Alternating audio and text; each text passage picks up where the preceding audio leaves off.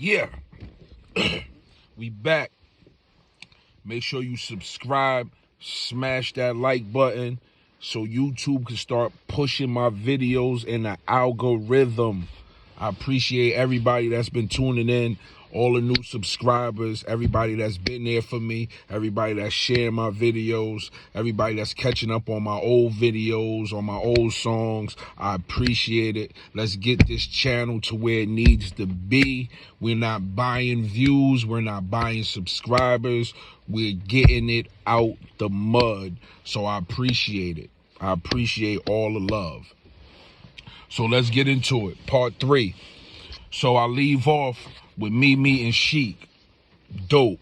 We do Gorilla Talk. If you're not familiar with Gorilla Talk, that's on Who's Brillo. I'm going to put the link in the description box so you can catch up on that. Boom, we do that. He blessed me with the hook. Whole time I'm waiting for X to come home. I'm from Yonkers, New York. School Street. From School Street, I moved to Riverdale. From Riverdale, I moved to Buena Vista. That's only like a block over. So, X has been huge in Yonkers for years. So I remember coming out the building and just seeing him sitting on a crate writing. I remember stuff like that, you know.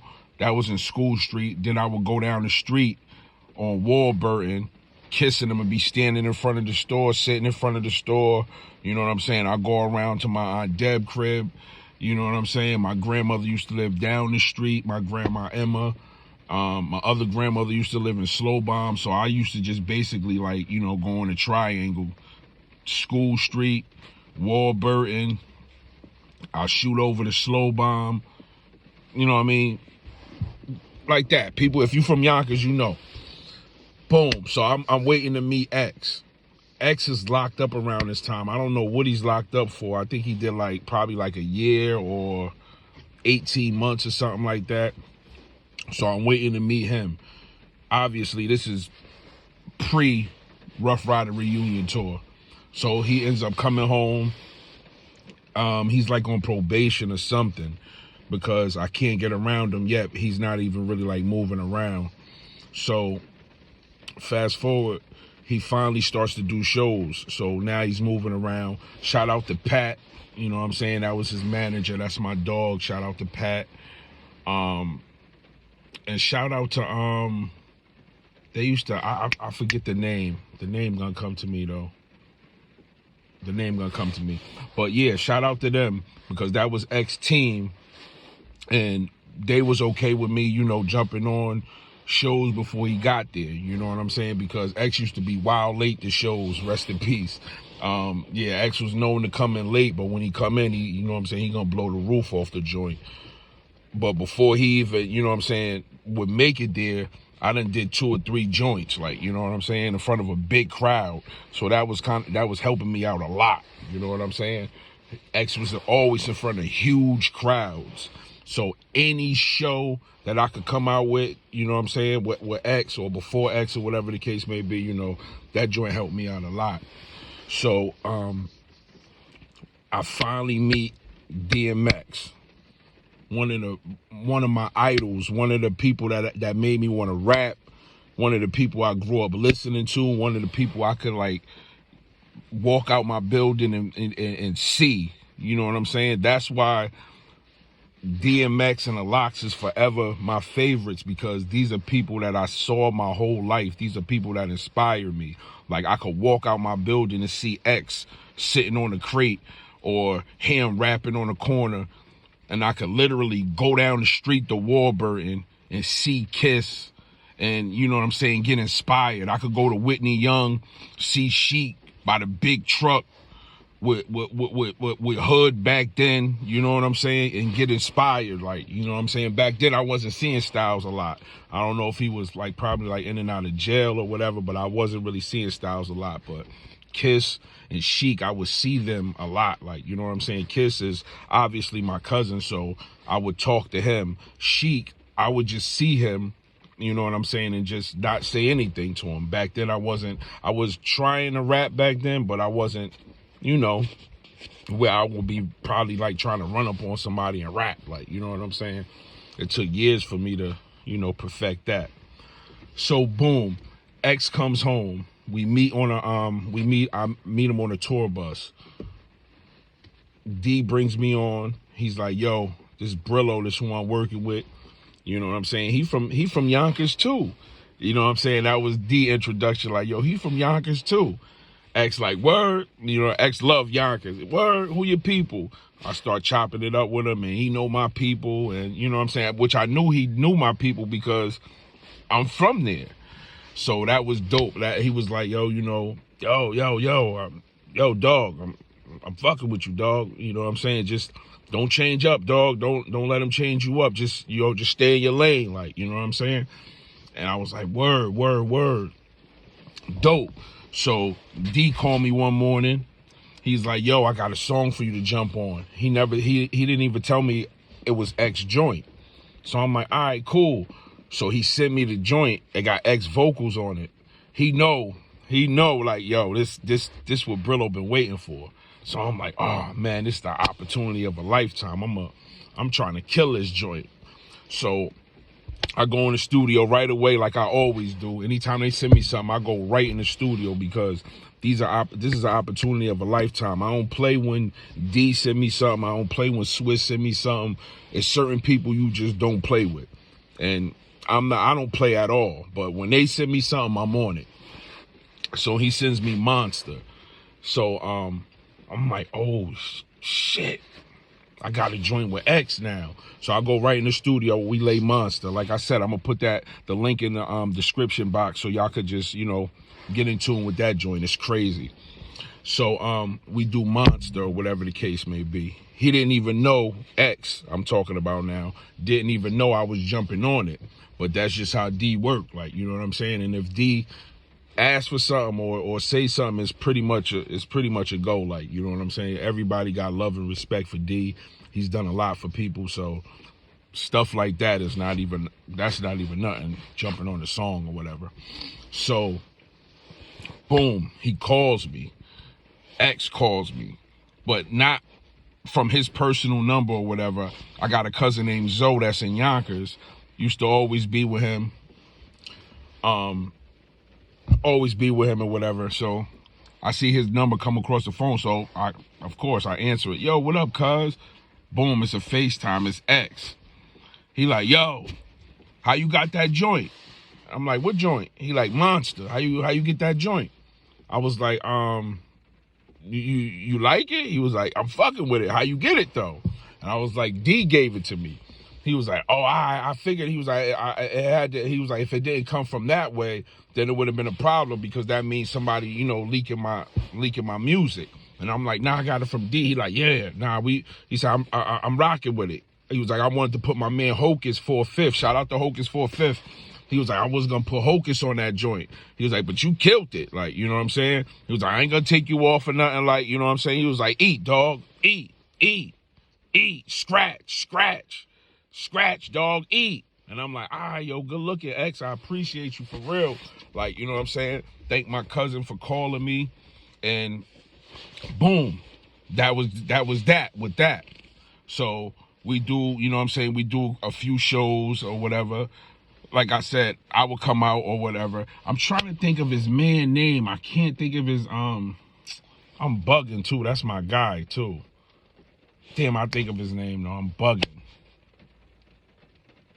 but he used to always come out before, like if he was there, he was definitely coming out right before X would come out. That was X Man. I think that was like his artist too, like, you know what I'm saying? But yeah, so we do the shows, that all lead up to the Rough Rider reunion tour. Boom. Rough Rider reunion tour. A couple more shows after that, I probably see X. And then he's in the hospital, like, basically, like, you know what I'm saying? Basically, as soon as I meet him, basically, we do them shows. Before I could really get the lock in a bond with him, he's in the hospital, like, you know what I'm saying? In and out, asthma, or whatever the case may be. Boom. We supposed to do like a second leg of the Rough Rider reunion tour. X is going through whatever he's going through. Like I said, you know what I'm saying? Not really moving around. in and out the hospital with the asthma thing. Last time he goes into the hospital, it was different. You know what I'm saying? It was different. It wasn't just like the normal, he just would come right out. I remember calling D. D was supposed to come to like 2 sessions. Two of my sessions or whatever. And he didn't come. And that's not like D, like, you know what I'm saying? So I'm like, what the hell, what's going on? And I'm seeing little things like on Twitter and Instagram saying that, you know, DMX is hospitalized or whatever the case may be. So I'm like, oh, X in the hospital again. But like I said, normally he just comes right out. Me and D get on the phone. D like, yo, you know what I'm saying? No, I've been at the hospital or whatever, you know, with X. And I'm like, all right, how you doing? He's like, he's good. He's good. But the way D said he's good, it was a different he's good. Like, you know what I'm saying? I could tell that D was worried because, you know, D loves X. Like, you know what I'm saying? D loves all his guys. Like, for real. But D loved X. They had a special bond. So when he said he's good, I just sensed it was just different. Like, you know what I'm saying? I could tell D was worried. So I was like, you sure? He was like, yeah. He's good. I'm going to hit you back. So I'm like, all right, cool. So 2-3 days of that same conversation, basically. So I'm like, what the hell is going on? Like, is it that serious? So I remember about like maybe like a week or so. They had everybody come, like, you know, they was doing like a prayer for X in front of the hospital. Everybody came down. Everybody was out there, like, you know what I'm saying? All the bikers, everybody, all the Rough Riders, everybody was out there.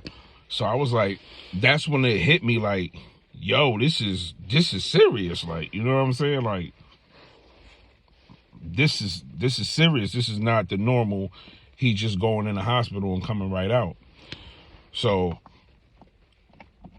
this is the first time where, you know, we're not on the phone now, me and D. We're face to face.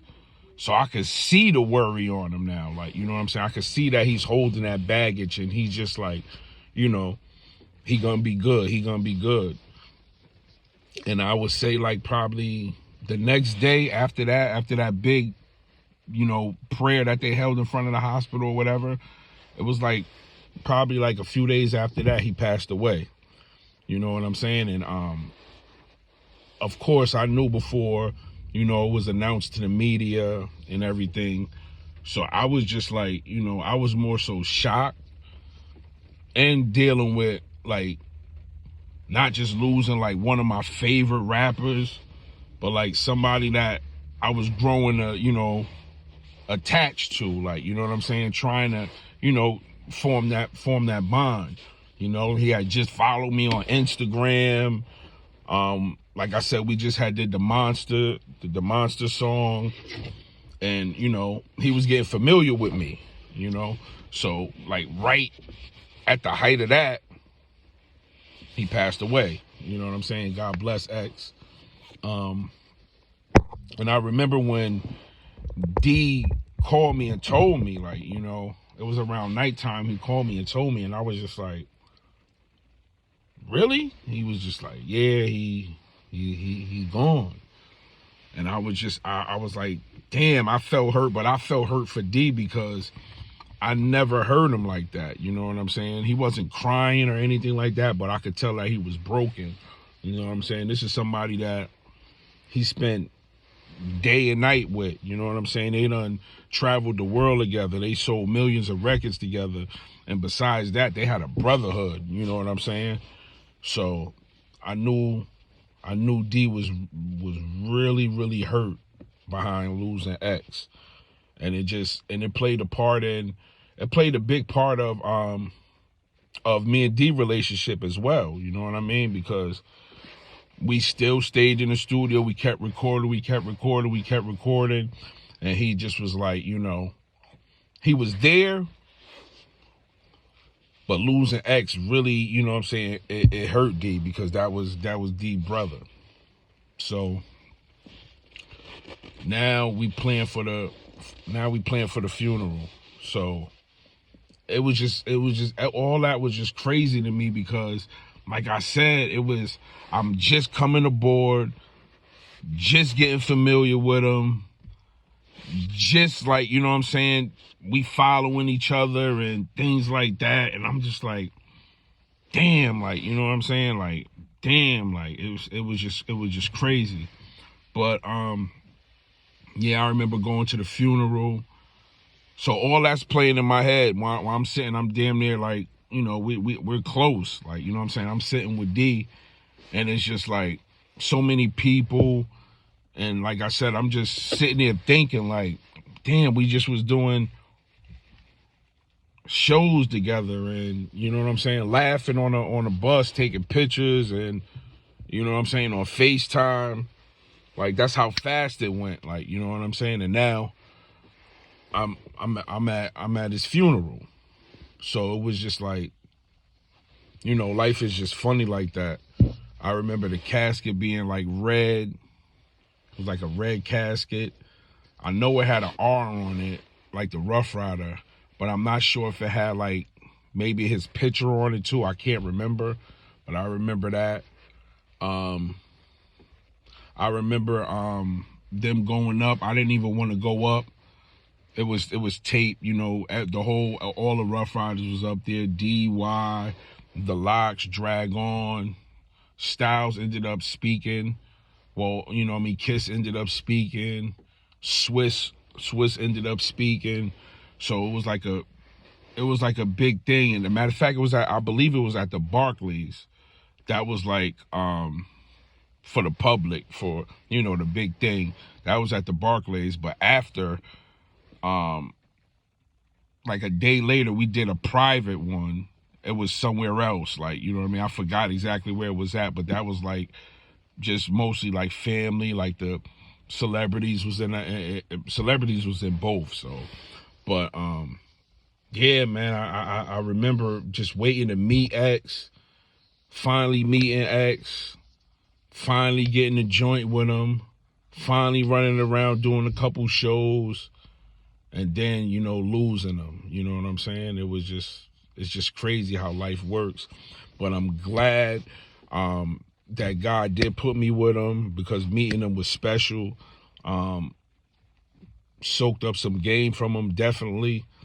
It ain't too many people from where I'm from could say they even have a song with X.